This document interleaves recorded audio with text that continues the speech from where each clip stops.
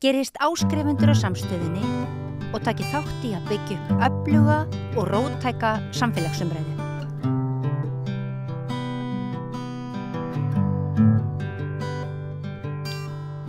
Góðan dag, þetta Rauða borðið og ég heiti Ragnheiður Davíðsdóttir og ætla að fjalla hér á næstunni heilbrigðismál og félagsmál og þetta fyrsti þátturinn og í dag ætlum við að skyggnast aðeins undir yfirborðið og tala við mann sem hefur reynslu af syni sínum sem veiktist fyrir 20 árum, það ekki, Ólafur? Já, 15-20 árum og kynnast því hvernig það að eiga aðstandanda sem bæði einhverfur og með geðræna sjúkdóma. Ólafur Sigurðsson, vertu velkominn. Mér langar að byrja því að spyrja þig bara hvernig drengurinn greindist og hvað hann var gamall? Já, hvað ég að segja, hann verið 14, 15, já það verið að segja 2006, nei hann verið rétt 20 fyrir ekki. Hann þá sem hann fær þessa greiningu að hann væri á einhverju rófi. Það að segja rófið svona frá 1-10, hann kannski svona 7. Og þannig að það var stofa sem hérna í Kópavogi sem að sérhæfði sig í þessu sem að tók að sér að greina og tilkynna það að hann myndi sennilega aldrei geta lifað eðlilegu lífi og hann virði sennilega aldrei annað en bara eins og hann virðist vera í dag að hann væri þroskaheftur einhverju leyti þroskaskertur eða eitthvað og geti svona aldrei gifst myndi aldrei giftast og aldrei vinna fyrir sér og fleira og þetta brá mér, pappan. Það ekki svolítið sérstakt að segja þetta við fyrstu greiningu? Jú, það var mjög skrítið. Það var mjög skrítið og hún var mjög hörð þessi. Var það af einhverju af gefnum tilefni sem að ykkur var farið að gruna að væri að? Já, hann var búinn að loka sig inn í dálítið mikið.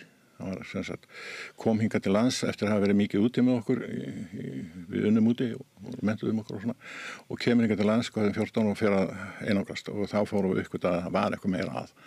Og hann semst lokaði sig svo inn í herbyggi, fór í menntaskólann í MK og kláraði þar eitthvað 2-3 eða 3-4 en náði ákveðis prófum og okkur fannst það sliðilega en hann var samt aldrei með neinum krökkum algjörlega vinalaus og svo endaði hann á því bara að labba út úr skólanum og vilja ekkert vera með lengur og fer heim og lokaði sín í herbyggi og ég held að hann bara verið meira að minna lokaði þar inn í 2 ár.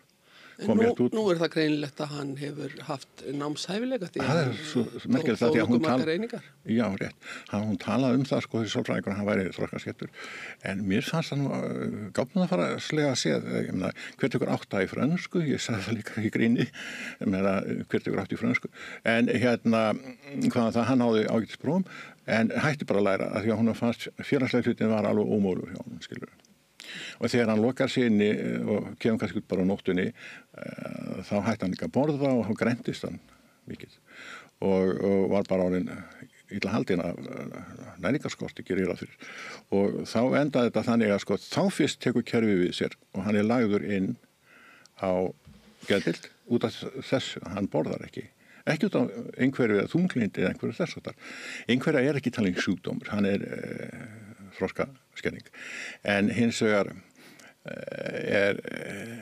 fylgikvilli einhverju mjög oft þunglyndi og ýmiss konar aðrir sjúkdómar, geðsjúkdómar og við vitum það að á Íslandi 7.000 fullorðnir einhverjir í dag, samkvæmt skýrslu frá heilbrigðisráðuneytinu og af þeim talið að síðan 1400 sem eru með geðræn vandamál Já. Og í kringum þessa 7.000 sem við kallum við kannski 3-4 nákomnir ættingjar og þá getur það margkvæða við 3 það eru 21.000 manns sem að snúast í vandanum í kringum fullorðna einhverfa hvort sem það eru geðræn vandamál ef þú tökum sem dæmi 1400 með geðræn vandamál sem menn að leggja inn á geðdeildir að þá gætu verið það í kringu þá þegar þetta fjölskyldu upp á 3-4 og þá erum við komnir í erum við ekki að tala 4.000, 5.000 kannski meira sem að líða fyrir þetta að fá enga þjónustu því að kerfið segir bara nei við getum ekkert gert og við stöndum upp með það við foreldrarnir. Nú sá ég í punktunum sem hún sendi mér að hann var búinn að fara margar ferðir á geðsjúkrahús meðal hans Klepp þar sem hann fekk rafmeðferð. Já, okkur var sagt að það myndi kannski gagnast, hann var svo ægilega þunglundur að hann var talið líklegt að hann næði sér að því og við gátum ekki þannig að hann treyst lækninum og sagðum já, það bara slúðis, það breytti ekki nokkru og ekki bara það, þetta sumar sem hann var lagð þarna inn, þá var verið að prófa á hann einhver lyf því að þeir hefðu mátt vita, sko, ef við vita eitthvað einhverfu, að einhverfu taka öðruvísi við lyfjum, geðlyfjum, heldur en við hinnir óeinhverfu. En það finnst sem mann bara ekkert eftir á þegar maður tala við fleiri. Geðlæknar eru með bara svona eins og maður segi svart og hvítt, þeir eru mjög ólíkir í sínum skoðunum það hvernig það var að hjálpa. Þannig maður heyrir svo mismunandi mismunandi ráð og ég er búin að heyra ráð sem algjörlega svart og hvítt frá geðheilbrigðiskerfinu. Og það þannig að mér finnst vanta alla samfellu í þetta. Og ekki bara það heldur að vera að gera tilraunir á syni mínum með einhver lyf og senda hann svo heim og láta mig það að passa upp að hann taki sér lyf og kannski að finna út af því hvort hann líður vel. Þetta sumar sem ég mann svo glöggt þegar hann kemur út að geðdeild hann með poka af lyfjum sem hann að taka og hann leið svo illa að ég þurfti að sitja við hliðina á honum í rúminu á kvöldin og reyna að róa niður og hugga. Hann var grátandi yfir þessari kvöl sem lyfin ollu honum. Og öllum sama. Hann hefði enga læknir að hringi, geðlækni, hann var bara sendur heim af geðdeildinni. Á þessum tíma var hann búsettur heima hjá ykkur? Já, hann var heima hjá mér já. Og við vorum með hann. Og hann hefur bæði verið heima hjá mér svona öðru hvoru og svo hefur hann líka verið í sinni eigin íbúð. Þannig að þetta verið svona ping-pong. Og eftir kannski þessar innlagnir sem hafa verið ansi leiðilegar, þá hefur hann verið sendur bara út og þá hefur maður stundu þurft að taka hann sjálfur og hafa hann hjá sér eða þá hann hefur fengið að vera í sinni eigin íbúð. Þannig að þetta er svona algjör reiðuleysi og algjör hringlandi, svo mikil hringlandi að ég get ekki lýst í. En eru engin úrræði fyrir einhverfa? Nú eru til dæmis sambýli fyrir líkamlega fatlaða og... Já, þeir eru einhverjir eru svo ólíkir líkamlega fatluð að þeir geta verið þetta andlega veikir en þeir geta líka verið með alls konar áráttu hegðun og þeir geta verið með, já, eins og ég segi, fengið svona æðisköst og reiðiköst og þá getur verið erfitt að hafa á einhvers staðar inn á heimili. En þannig að þessi sambýli fyrir fatlaða passa ekki alltaf fyrir einhverja. Þeir eru ekki fatlaðir líkamlega. Þeir eru ofta ekkert endilega svo illa fatlaðir andlega. Þeir eru bara með svona hálfpartinn svona alltaf sér. Vilja loka sig af og vilja ekkert vera með öðrum, vilja ekki fá fólk inn til sín og kannski ef þeir mæta einhverjum frá gangi getur tekið upp að öskra á það. Það getur verið Tourette. Þannig það eitt hliðarverkurinn af einhverjunni. Þannig að ég nú búin að setja mig það við línu þetta á þessum 10 árum að ég náttúrulega orðin sem einhverja ásviði. Getum að fara að tala eins og einhverju læknir en ég það ekki. Ég ætlum að taka það fram hér að ég ekki læknir og vil nú ekki fara að láta fólk fara að hlusta á mig með einhverja ráðgjöf í því heldur talið við læknum þetta eða sálfræðinga. En ég allar þetta sem ég hef upplifað og þetta er svona mitt mat á stöðunni að kerfið í rúst og það sem ég finnst vera vont við þetta kerfi er þessi svakalega endurtekning og þessi það er ekkert samstarf á milli félagsþjónustu og heilbrigðiskerfis. Það er bara eins og þetta séu bara veggur, eldveggur kallar maður þetta. Hann lendir eiginlega einhvern veginn þarna á milli. Alveg hræðilega. Svo kom sá tími sem að þið treystu ykkur ekki til að hafa hann heima lengur. Já, því að hann alltaf var farin að vera með háalæti og lokaði sinni að við komst í gegnum félagskerfið sem var Hafnarfjörður tók vel við og ég ætla ekki að tala lítið Hafnarfjörður að þeir gerðu það vel að bjarga honum íbúð en það reyndi svo ekkit vera, það reyndi skammgóðu vermir, þetta hvað 2018 eitthvað, að þá hann settur í íbúð í Hafnarfjörður, litla íbúð í félagslegu húsnæði og hún var mjög afskekt einhverstaðar út í útbænum. Já, og hann var það bara einn inni og lokaði sig af og var bara ekkert minglaði einn en það geraði ekki þessi einhverju og smátt fóru hann að fá deburð og leiða á allt það og svo sprakk það í daginn hann kom til heim og grét á gólfinu og sagðist vilja deyja. Þá var komin á þann stað og þá var hringt þá var hann farið með hann í geðdeild til hann að hjálpa honum einu sinni enn og þá ætluðu þeir í Hafnarfjörð að setja hann á Klettabæ, hann það heimili fyrir svona fólk sem í vanda í Hafnarfirði og hann gráðbæði að vera ekki lagður þar inn og ég kjáni, ég sagði bara já, sonur minn, ef hann vill ekki fara inn, þá fer hann ekki inn. Kannski hefði ég átt að segja já við því, en ég studdi hann í því að vera ekki að fara að einhverjum sem kallaði hæli. Nema það endaði þannig. Og svo leigi ég íbúð fyrir henni í Reykjavík og segi nú skulum við bara sjá hvort hann náður ekki að lifa einhverju betra lífi og fer að tala við Reykjavíkurborg um hjálp fyrir hann því að það reyndist ekkert gagna að sendja hann inn á geðdeildir og þeir hafa sagt að líka geðdeildina, það gagnast ekki eftir að hafa prófað það. En ég prófaði að reyna að finna með félagslega þjónustu en hún reyndist alveg handónið Reykjavík reyndist gjössalega handónið sko. Og ég búin að fá einhverja fræðin til að lesa yfir einhverja lagabálka og það ekki hvað margir bálka sem Reykjavíkurborg hefur brotið á honum, hans réttindum. Við talum ekki bara stjórnarskráin sem að kveður á það að allir eigi að fá heilbrigðisþjónustu við hæfi. Það svo, já, ég segi það. Og ég segi það bara fullum fjöldum að það er búið að brjóta á þessum dreng mínum svo illilega að það er skammar. Hvort að við nennum að vera að fara í einhver málaferli út af því þá þú veist hvernig árangurinn er á því. Það er nú bara allan nokkuð. Eingöngu væri ég tilbúin að fara í málaferli út af þessu til þess að reka og til að gera betur við einhverja aðra og kannski fyrir hann einhver tíman. Hvort sem að ég fengi það, en ekki út af einhverjum peningum. En nú dættu mér í hug, af hverju fekk hann ekki aðstoð heima við þegar hann var farin að búa einn? Já, þannig að sko, hann vildi nú svo lítið við fólk tala. Það er þetta með einhverfuna og það er það sem þeir kunni ekki á, félagsþjónustan. Félagsþjónustan, ég ætla bara að segja það, hún er kannski ekki nægilega vel mönnuð, hún er oft mönnuð á ungu fólki sem hefur litla reynslu af því að vinna í þessum aðstæðum. Því að sko, ef þú ætlar að taka einhverfan og fara heimsækjan til þess að fara að hrífa hjá honum, þá vil hann ekki hleypa inn, því hann vil ekki sjá fólk. Þannig er einhverfur. Þú verður bara að kunna þetta. Og það þýr ekki að senda einhver unga stúlku eða unga strák til þess að banka upp og alltaf vera að þrífa. Hann þarf að kunna á þig. Hann þarf að kynnast þér, hann þarf að smátt að ná trúnaði eða trausti á milli. Það hafa enga þolinmæði og enga getu í þessi félagskerfi. Hvort sem það er Reykjavík, nú har hann Selfoss líka, hann reyndist ekkert fá neitt þar og Hafnarfirði. Þannig þetta þurfa að vera að bæta. Þeir þurfa að eyða meiri peningi í þetta félagskerfið að sjálfa fólk í að tækla einhverfa. Við erum að tala um 7.000 einhverfa á Íslandi, þurfum mismunandi mikla þjónustu, en þeir þurfa að kunna að þjóna það. En þeir kunna það ekki. Þetta er bara eins og með hvert annan sjúkdóm, það þurfa að vera sérfræðingar sem að þekkja þetta í þaula. Það er ekkit. Og meiri segja sko, hámenntaði félagsráðgjafa sem ég hef nú talað með mjög marga, með ég veit ekki hvað marga háskólagráður, þeir hafa bara ekki hugmyndu hvernig það er að tækla þetta. Þeir segja bara þetta, ef þú tikkar ekki inn í þessi bók, góði, glemdu þessu.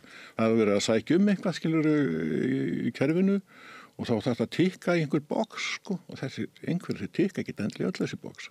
Ertu fatlaður, ertu lamar, ertu eitthvað skilur. Það er algjört úrræðaleysi. Engin áhugi til að bæta. Ég er búin að tala við fulltrúa heilbrigðisráðherra, búin að fara að fund með þeim og þeir bara liggur sáðu borðið. Félagsráðuneytið er vist einn úr hópi sem við erum hópur sem hefur verið að bera fram bækur okkar og læra reynslu hvors annars 6-8 manna hópur sem öll eru með börn á þessu róli, svo 20-30 ára og ég ætla ekki að lýsa því hvernig ástandi búið að vera hjá þeim hinum ég er að segja frá mér núna en ég ætla ekki að fara að lýsa því hvernig ástandi búið að vera hjá hinum en það er alveg skelfilegt foreldrar hafa farið út á vinnumarkaði, þeir hafa brunnið yfir fengið hjartaáföll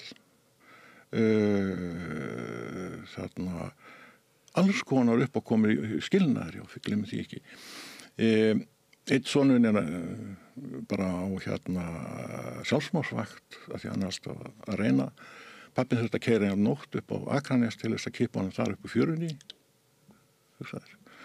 Og ein mamman hún fer heim til dóttur sinna daglega til þess að sinninni bara að þrífa komið mat fyrir hann allt í hún vill ekki fara neitt út.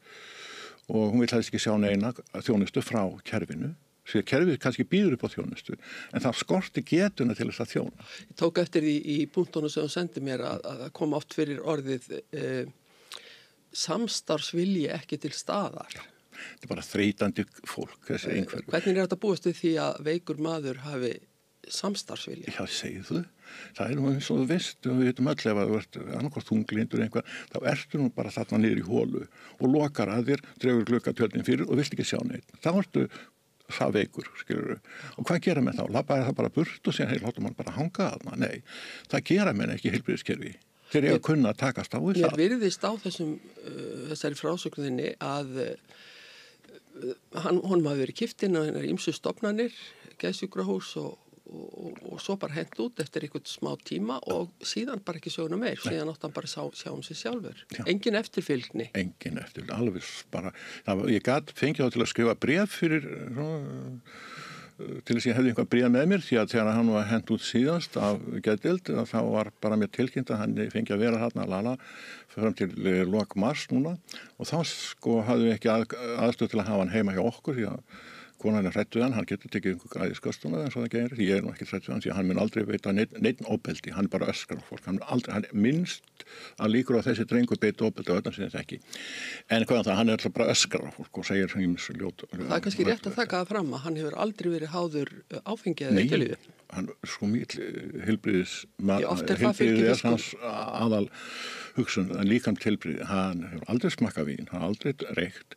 Ég hef einstaklega sér reynd að fá hann til að fá sér bjór, hann breytla ekki, það er alltaf gott hjá hann og svo er hann aldrei reynd að neitt annað, óskaplega heilbrigður og núna til að hann fari líka sagt alltaf reglað því að hann vil líta vel út, hann er grannur og spengilegur en þannig að það vantar ekki að þetta er fyrirmynd annarra barna en það sem er hjá honum, hann er bara með öðruvísu höfuð, hann er bara með, eins og einhver sagði, Makedons með að vera með IBM og það eru margir þekktir menn í heiminum sem hafa verið taldir einhverjir, Da Vinci og nú Bill Gates já, og hvað við getum haldið áfram að tína til þessar snillinga.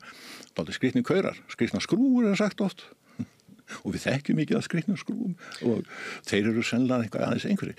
En við megum ekki taka sig einhver að henda þeim út, því að þá erum við að missa kannski að því að hér verður bara til nýtt Macintosh á Íslandi. Já, eða eitthvað. En gæti ástæðan verið svo að hverfa hefur svona margar og ólíkar byltingamyndir?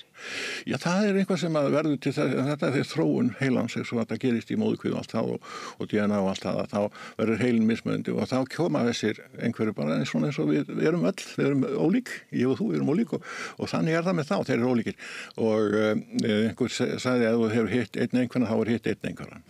Það er ekkert að generalisera neitt þar. Og þeir eru einstaklega oft næmir. Og það er kannski það vonda við minn son, hann er svo næmur á fólk. Ef að fólk ekki spila svona, eins og hann finnst það ekki gott eða heiðalegt eitthvað, þá bara smellur eitthvað hjá honum og hann vil ekki tala við það. Það er einhver svo leiðis, hann er svo hundur með eitthvað líkt næmur, en hérna, hann er sett eitthvað þar. Og þannig er það að þegar ég fer með hann í félagsþjónustu, hann tala við þetta fólk og hann horfir á það smá stund og svo lítur hann undan og þá segir, já, það búið. Þá getur maður ekkert fengið hann til að spila með. Því að hún finnst karakterin ekki alveg skilja hvað er í gangi. Auðvitað eru margir uppteknir, ég skil það. Ég veit að einhverjir félagsráðgjafar eru kannski með 90 skjólstæðinga á herðunum og það er kannski vandinn að þeir eru svo uppteknir. Að þeir hafa ekki tíma til að setja sig inn í mál og reyna að ná til personar og vera svona skilningsker og skilja stöðuna. Þannig það er bara að taka þessi sem eru með peningaráðin hér, það snýst alltaf peninga greinlega, að þeir þurfa að setja peningi það í einstaklismiðaþjónustu, þeir þurfa að gæta því að tengingin milli félagsþjónustu og heilbrigðiskerfisins sé næg. Því ég er lent í því að félagsrakið sem er með hans málastjóri, hann kemst ekki inn í gögn hann frá Landspítalanum, það er ekki hugmynd það. Og ég má ekki taka gögnin því að hann er náttúrulega fullorðinn, ég get ekki gengið að þeim heldur og þá er spurning hvernig ætlar hann að geta að sé hvað er búið að vera í gangi upp á Landspítala þessi félagsráðgjafi hann kemst ekki inn í þau gögn og þá þarf maður hann, strákurinn minn sem situr helst heima og vil ekki tala um neitt að fara upp á heilsugæslu og tala þar við einhvern heimilislækni það að hann sendi gögnin til félagsráðgjafans. Þetta getur tekið marga mánuði og svona er þetta kerfi og þess vegna hafa málin tafist svoleiðis mánuð eftir ár út af kerfislægum blokkerningum. Bara blokkerningum. Okay. Og hvað heldur þetta kosta okkar samfélag að við séum að þvælast í þessu foreldrarnir? Ég er búin að segja sögunans, ég þarf ekki að segja hvað 20, 30, 40, 50 sinnum við annarkvæmt heilbrigðisstarfsfólk eða félagsráðgjafa aftur að því hafi ekki gögnin hann. skilur. Þau ætti ekki að lesa hann hvað hefur verið í gangi síðustu 10 ár. Nei, þau hafa ekki neitt. Og hvað sem ég tala við Selfoss eða Hafnarfjörð eða Reykjavík, þeirra engin sameiginlegan svona einhver gagnabanka yfir málin og alls ekki heilbrigðis, því það bara að loka á það, heilbrigðiskerfi svo heilagt. Og tölum ekki það að heilbrigðiskerfi að taka hann alltaf inn á geðdeild, hvað þessi búið að eyða miklum peningum í vittleysu. Með öll þessi börn okkar sem hafa verið lögðin á geðdeildir í tíma og ekkert verið gert annað en að loka þau inni. Það er ekkert hægt að gera því að geðkerfi virðist ekki kunna á þetta og þessi lyf sem að gefa það virðist ekki virka heldur af því að það virkaður við svo heila hérna einhverfu og ég var að reikna það til með öllu þessu vinnutapi kannski upp undir tugum þúsunda Íslendinga út af þessu vesinni með börnin. Þetta getur verið að henda 30 milljörðum í vaskinu Íslendingar á ári. 30 milljörðum, ef við viljum fara að reikna þetta alveg í topp. Það er ekki smá tala. En þessi sjúkdómur, hann hefur þá sérstöðu að fólk missir oft stjórn á skapi sínu. Já, og það hlýtur að vera hræðileg lífsreynsla þurfa að svipta svon sinn sjálfræði. Það er ekki grín. Og hann hefur margsinnis komist í kast við lögregluna vegna þessa. Já. Sko þannig að þegar hann tekur þessi reiðikvest sósum og þá er það kannski út af það að einhver er að banka glöggan, hann er tónlistamar. Hann fór í gítarnám í tónlistskóla og þá þegar hann gripi í það að taka gítarinn oft kannski á föstudagskvöldi þegar hann leiðist að vita allir að skemmt sér út á lífinu þá langar hann að gera það líka. Hann har aldrei farið á bar, skilur, aldrei. Og ég var búið að gera það eitthvað og hann vil það ekki. En hún finnst það vera skrítin staður. En þá fer hann kannski gítarinn og fer að spila sjálfur eitthvað með tilnætti á það og þá kannski bankar einhverjum nákvæmni, eðlilega, segir sjálft, á hurðina og þá verður hann reiður. Og þá allt í einu öskrar hann nákvæmni og þá verður nákvæmni hræddur og hringir lögreglan. Og lögreglan kemur og hann var nú í jarðhæð síðast og þá bara fór lögreglan innum hurð, salahurð með kúpinni, braut hann upp og svo hann læst sín í herbyggi og lögreglan fór þar inn og tók hann og vissi ekki að hann væri einhverjur og tók hann alltaf fyrstu tökum og eins og gerist með lögreglan þarf að passa sig, ég er ekkert að ásaka þá en það var það bara samskipti að ég var ekki á staðnum, ég var annars staðar og vissi ekki að þessu fyrir bara eftir á og þá var hann tekinn á lögreglustöð og þetta er ekki fyrst sinn. Hvað var gert við hann á lögreglustöðinu? Það var sett í fangaklefa, já. Og hann skallaði hurðina og þegar hann kemur heim eftir morgun eftir, ég náði hann upp að geðdeild. Nóttina kemur hringingum ég hringdi lögreglunni og vildi vita hvað það væri því ég frétti af þessu, nágranni hringdi í mig, hann vissi hver síma minn og lögreglan hafði tekið hann og hann hringdi hana og allt í upplót. Hurðin brotin og inni og hann var búinn að brjóta bramla allt í íbúðinu því hann brjálaðist þegar hann sér að þau eru að hringja lögreglu.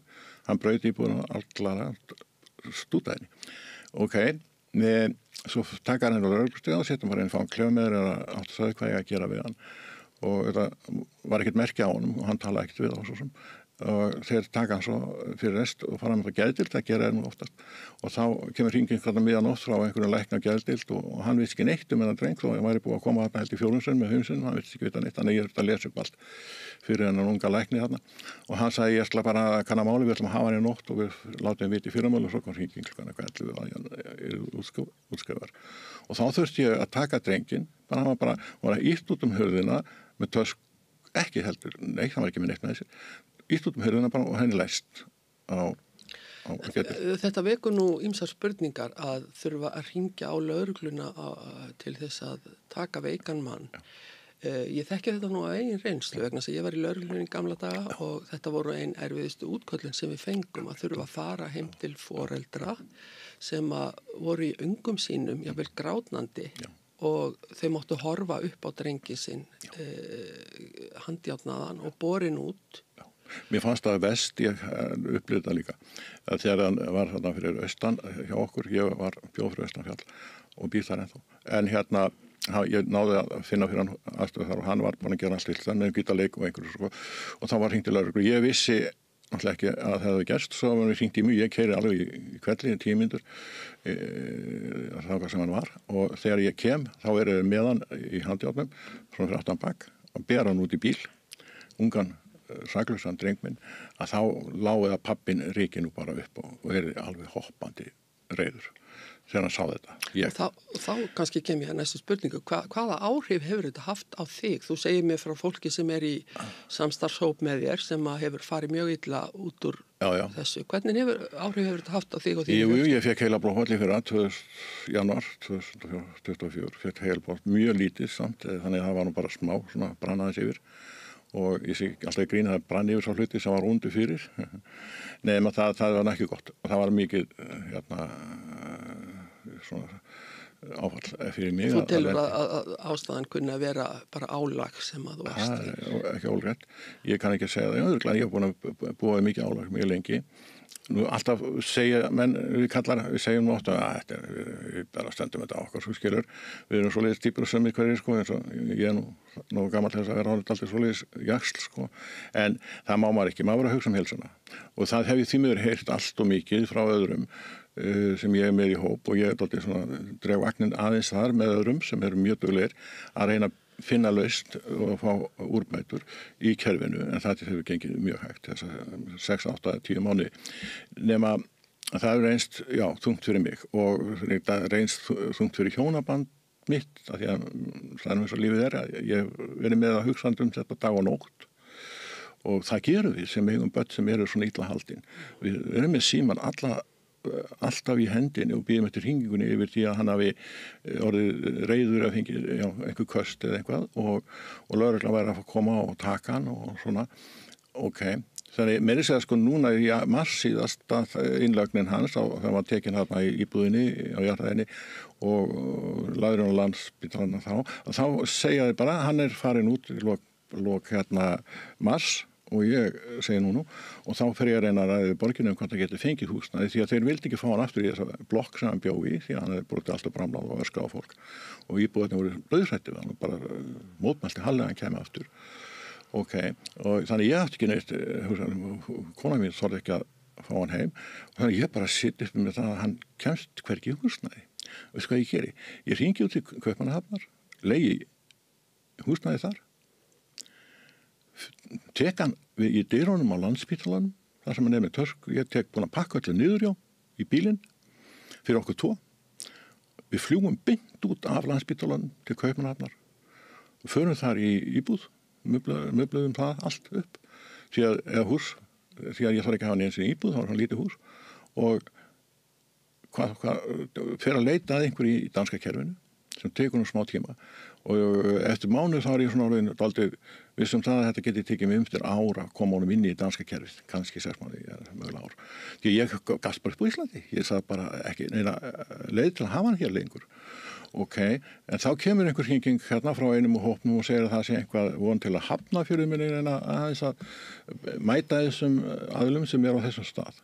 Þetta alveg skrítið, það sveitafélögur þetta er þjónustu og mér jákvæð fyrir því hvað sem veldur en ef ég segi nú þá ætla ég að sjá hvort ég geti þá komið heim og til konar mínar og því að við erum skilja mammans og ég getur nýri konu og mammans getur nýri manni og þannig að við erum svona alltaf svona, ég og Nikona og hann þá með mér og við komum heim og þá leiði ég Airbnb íbúð fyrir hann til þess að hann geti verið einhvers þar og bara með hann þar og reyna að sína honum og svo sé ég það ég verða að kaupa eitthvað fyrir hann því ég gæti ekki leikt fyrir hann því ég var svo hættur að maður myndi brjóðast á framlega hjá leigjandum svo ég kaupi fyrir rest íbúð upp í Hafnarfirði, upp í Hrauni litla 2 herbergja íbúð og þar hann núna og ég að bíða bara spenntur eftir því fyrsta lagi segist heilbrigðisráðherra að taka á þessum málum sem heita geðmál býstu við í lok tímabilsins kjörtímabilsins, hann mun ekki gera það fyrr, segir heilbrigðisráðherra, skilaboð frá henni.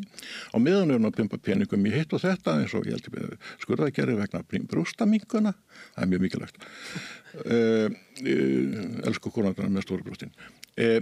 Og einhver fleira, það er verið að pumpa peningum í svona gæluverkefni. En meðan sitja þessi einhverju, eins og minn sonur. Og þeir eru 9 sinni líklegir til að fremja sjálfsmorð en venlegt fólk. Já, það kemur fram í bóttónu þínum að hann hafi hótað því og það sem vakti líka athygli mín að hann virðist vera með einhverja ranghugmyndir að hefna sín á kerfinu og reiður út í allt og alla og jafnvel verið að spekulir í einhverjum voðaverkum. Já. Hann hefur talað Breivik, hann myndi vilja fara í það að skjóta fólk og allt það því hann hatast til samfélag sem hafi hafnað á hann, segir hann. Samfélag sem vill hann ekki og hann nú stór og sterkur, en ég veit að hann mun aldrei beita nokkurn mann ofbeldi, það þekki ég minn dreng vel, en svona vitleysa. Hann í einhverjum hópum, einhverjum alþjóðlegum hópum sem á vefnum, þessi vefur náttúrulega gera alla kolruglega, að þar allt mögulegt í gangi, þú þekki það, allt að ljótasta sem hægt að hugsa sér og þar hann í einhverjum hópum sem hatast út í konur og allt það og þannig maður dauðhræddur þegar hann segir svona hluti. Og sagðir áðan að svæfir með síman við hliðina á þér og ættir alltaf vona á hringingunni að eitthvað skelfilegt hefði gerst. Svo tók ég eftir í hérna að á einhverjum tímapunkti sögðu bara meðferðaræðilar við getum ekkert meira gert. Jú, þeir hafa ekkert getað og þeir viðurkenna það, þeir geta ekkert gert.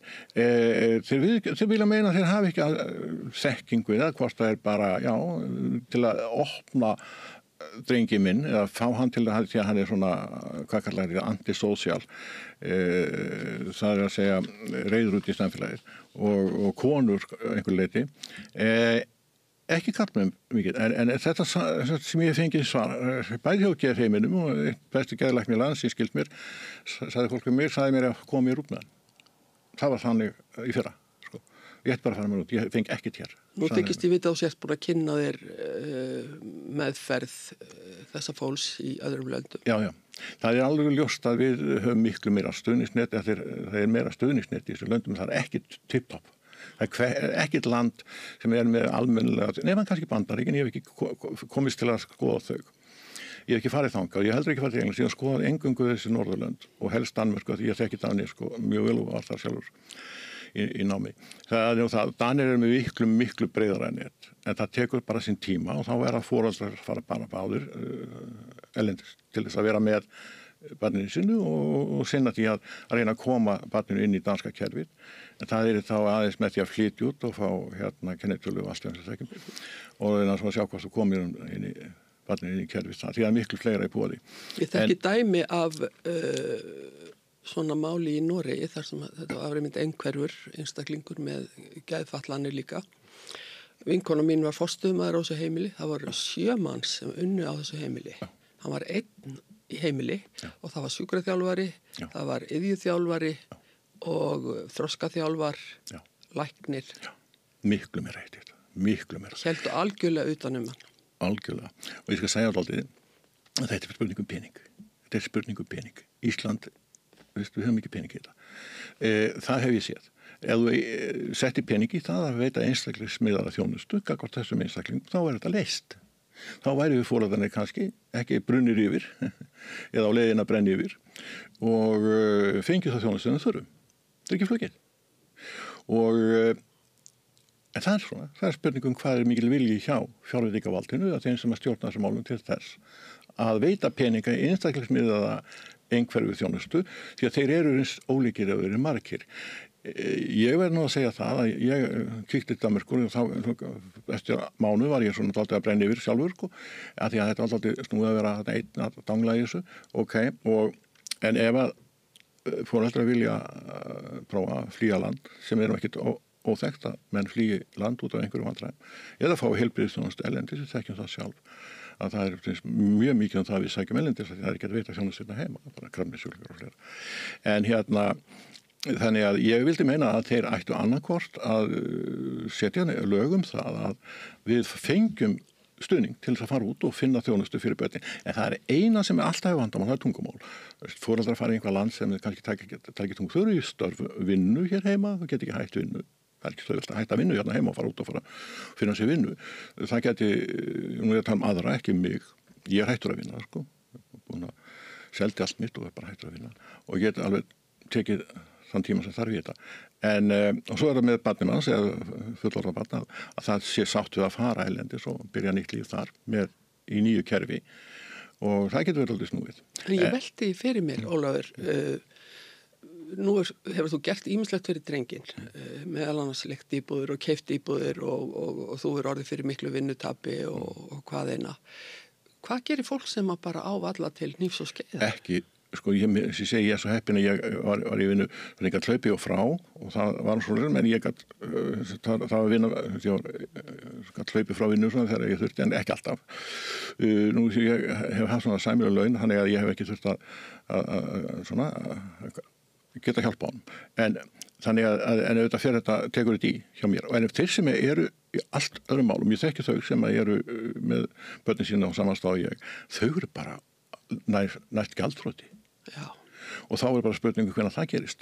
Því það bætist á ofan á fjárhagslegar áhyggjur og það að barnið svona illa haldið og þurfa að vera alltaf á bakvakt.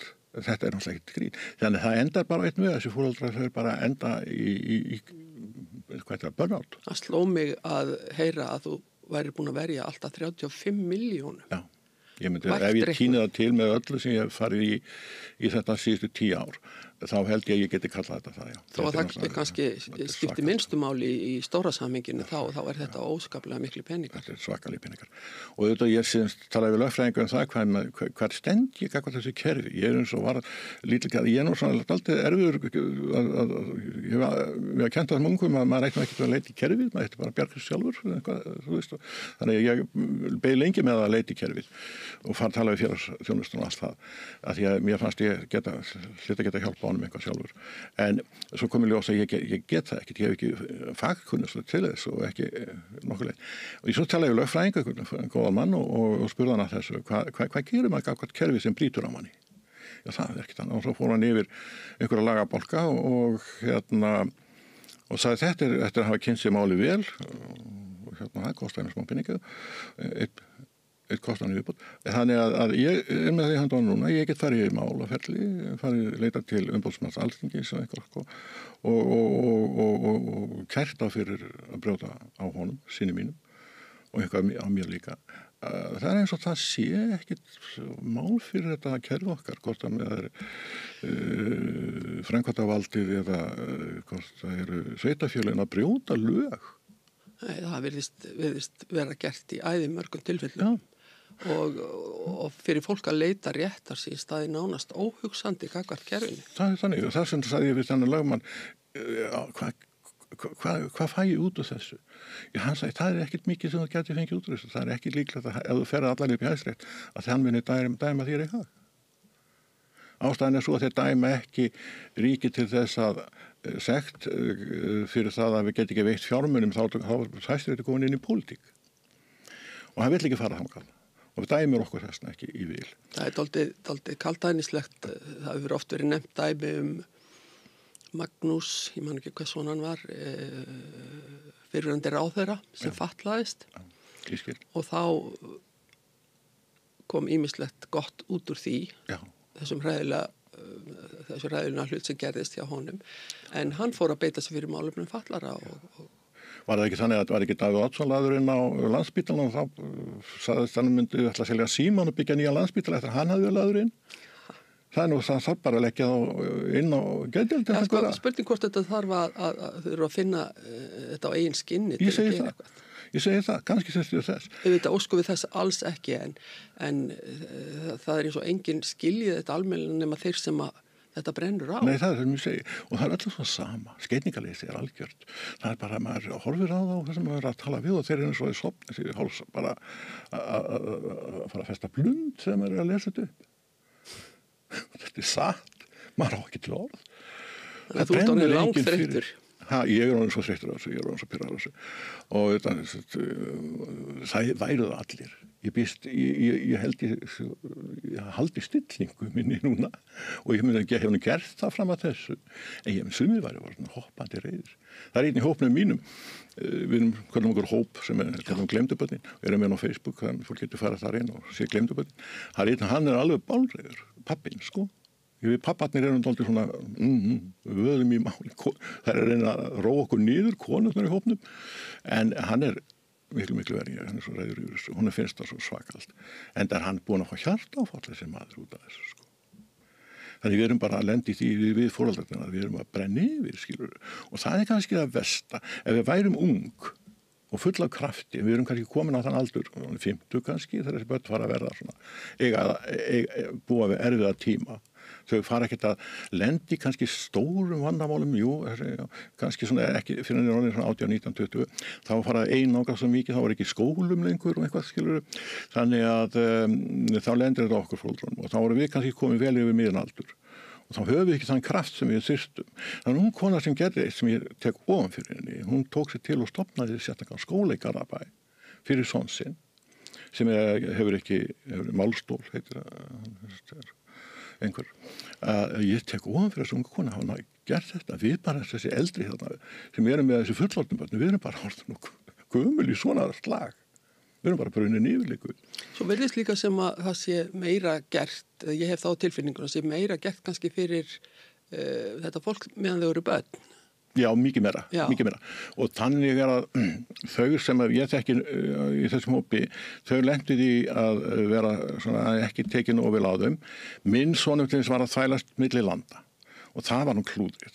Hann býr í Belgíu og hann býr í Kaupmannahöfn og svo býr hann í Íslandi og svo býr hann aftur í Kaupmannahöfn og eitthvað. Þannig að ég var að ferðast á milli í vinnu og eitthvað svona.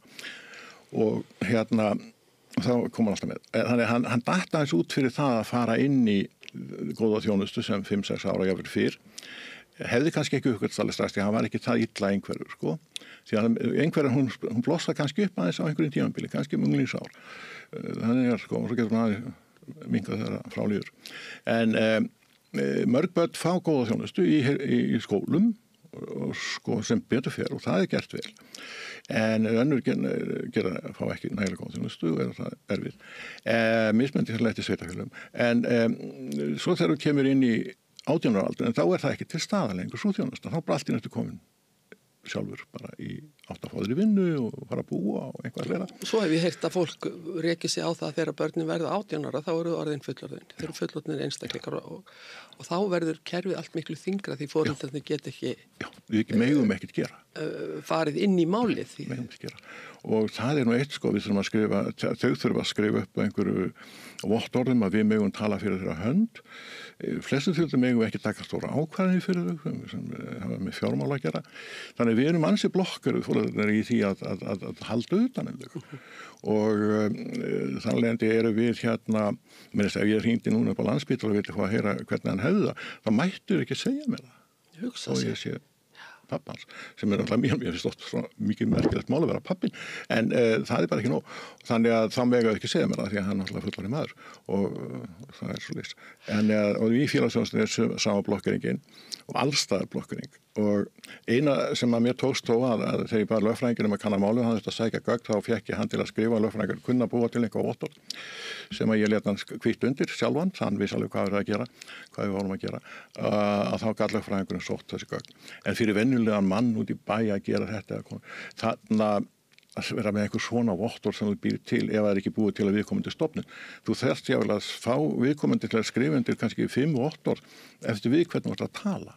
Það ekki nóg að gera eitt central vottorð fyrir alla sem þú þarf að tala við, félagsþjónusta, heilbrigðisþjónusta eða lögregla. Þetta mikil skriffinnska. En Ólafur, nú drengurinn 29 ára gamall, ekki satt, eða maðurinn, þetta er fullorðinn maður. Í upphafi þegar hann var greindur, þá var þér sagt að hann myndi sennilega aldrei geta bjarga sig sjálfur eða gift sig eða eignast börn eða hvað það nú var. Ég gerir ráð fyrir að þú hefur ekki trúa því þá. Vistu, við pappar erum svo sérstakar skepnur, sko. Þú heyrst grínið svona minn ekki hommi, eitthvað skilur, ekki það allt. Í svo lítið afneitun. Já, afneitun er svo mikil hjá okkur. Og mæðurnar eru skynsamari. Þær taka á þessu svoleiðis að þær svona hugsa, já, þetta kannski það sem með ske og byrja að vinna út frá því. En við, kallarnir segjum bara, nei, við tökum strákinu og hann verður bara að byrja að vinna, fara í skóla og allt það. En svo reyndist hann ekki eins og ég hefði haldið. Nei, en nú hann orðið þetta gamall og þú ert búin að standa í þessari baráttu í öll þessi ár. Hvernig horfuru á framtíðina hjá honum? Guð, fyrsta lagi ég núna að bíða eftir einhverju svari frá bæjarfélagi Hafnarfjarðar það hvað ég geti hjálpa honum. Ég búin út á honum íbúð þarna og ég veit að hann mun þá verða þar eins lengi og hann getur og hann fer ekki að gera einhver leiðindi.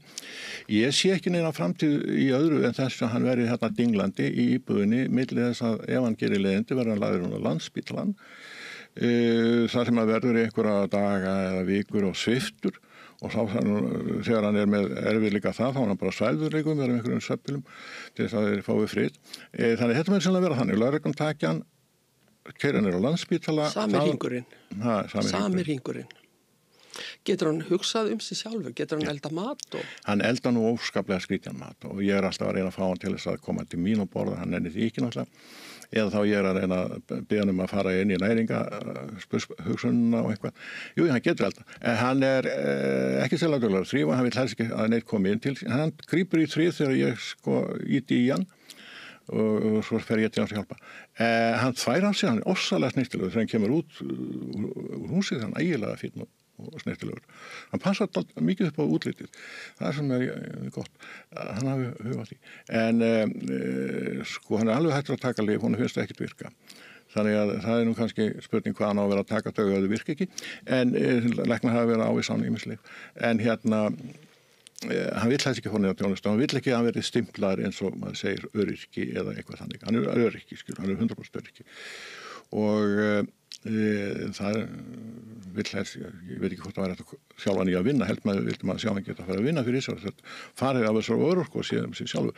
En það allavega engin hjálp frá kerfinu til þess að kúpla honum út úr því. Það hjálp honum til að byggja upp eitthvað. Til dæmis að klára skólan, menntaskólan. Ég hef ekki fengið neina hjálp frá kerfinu til þess.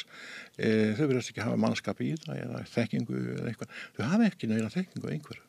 Það vantar að þau eyði miklu meiri peningum í þessu 1400 eða 7000 einhverja, hvað margir sem rót á götu, sem ekki lengi í skólakerfinu. Eyði einstaklingsmiðaða þjónustu, kerfin tali saman, þetta verið miklu fókusar þjónusta hjá öllum sveitarfélögum, öllu landinu. Tölum við ekki á Akureyri, síst Akureyri, það sem að drengurinn sem var hérna að fara í sjóin hérna í mars, hann var frá Akureyri, hann Hjalti. Ég var sambandi með mamma sem hún talaði við mig líka því hún veit að ég að berjast í þessu og það alveg skemmilegt ástand þar. Þannig að við bara segjum all land, takk ykkur til, sveitarfélög. Einbeitið ykkur að þessu fólki, hjálpið þessu fólki til þess að lifa eðlilegu lífi, eyðið pening í það. Ef þið ekki tími því og viljið eða í einhvað fín hús eða eitthvað hallir eða hvað við erum að tala já, þá ég bara ekki með ykkur. Þá ég ekki með. Hlýtur að hafa áhyggjur af framtíð sonarins bara þegar þið farið því að hann ungur maður og þá ert þú kannski ekki til staða lengur eða þið til að hjálpa honum. Ég í óðaönn að undirbúa það núna, hvernig það verði. Ég að reyna, ég náttúrulega hef ekki getað vunnið mikið í þessu suma því að allir í fríum. Ef ég sendi post þá kem ég ekki vinnu fyrir 7. ágúst eða 15. september eða hvað þetta heitir. Þannig ég ekki nokkur mann, en ég í óðaönn að undirbúa það. Ef það gerist eitthvað sem ég lenti bílsleysi. Ég eini aðilinn sem sinna honum. Finnur þú fyrir vonleysi? Öðru hvoru. En samt baráttuandinn staðar? Það nú hefur íslenski baráttuandinn, hann hans erfiður. Hann getur farið illa með okkur kallana, sko. Já. Við getum jáfnvel enda á því að fá heilablóð alltaf þessu. Ólafur, tíminn hlaupinn frá okkur. Þakka þér. Trúið því hver sem vil, en þetta málefni sem að þarf að huga betur að það alveg ljóst. Ekki spurning. Þakka þér innilega fyrir komuna og gangið allt í haginn og sinniðinu. Takk fyrir. Þetta með lokið og við sjáumst eða hittumst að vikuliðinni. Verið sæl. Ég heiti Þórhildur Þorleifsdóttir. Á Samstöðinni fjörug, opin, skemmtileg og gagnrýnin umræða allt milli himins og jarðar. Samstöðin á erindi inn á öll heimili. Öflugur og ódýr auglýsingamiðill 40.000 manns sjá eða heyra þætti Samstöðvarinnar í hverri viku. Ef þú vilt auglýsa, sendu póst á samstöðin@samstöðin.is.